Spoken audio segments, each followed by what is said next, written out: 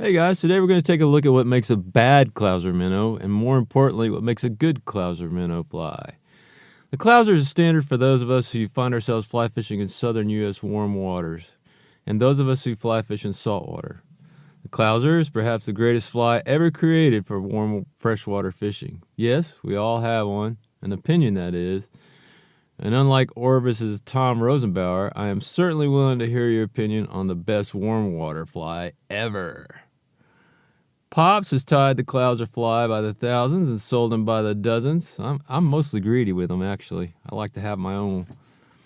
My motivation for taking on this topic was a recent ad that ran in Cabela's flyer that came out in March. I looked at it once and I just knew I had to say something. Their version of a Clouser is a true abomination of the formula made famous by Bob Clouser. First, take a look at where the thread ends on the head of the fly.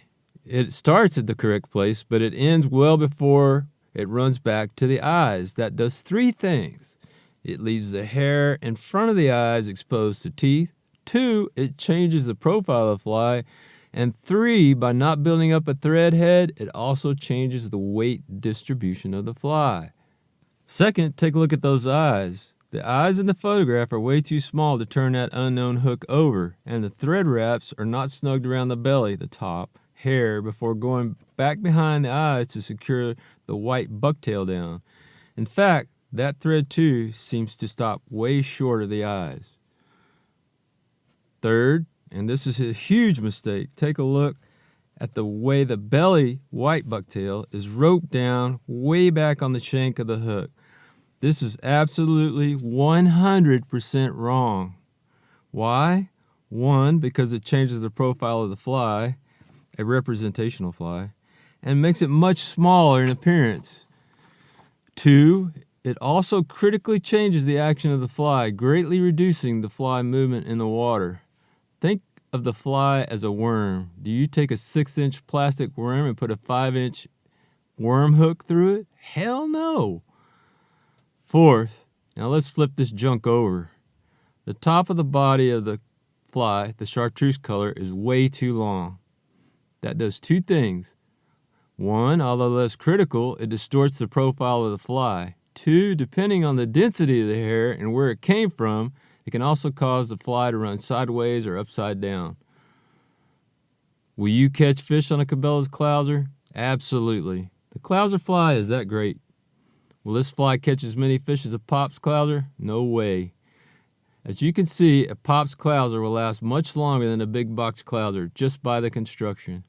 And no, because the Pop's Clouser is properly balanced and tied to run hook up and to have more movement even when not being retrieved.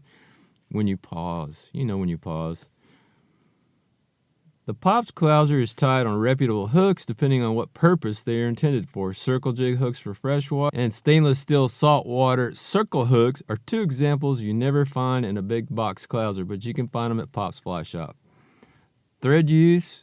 I use a 210 flat wax or unwaxed typically, and the head is coated heavily with Loon UV. And when it comes to flies for freshwater fish like sand bass or hybrids or stripers, Pops uses synthetic to aid in rapid sink and increase durability.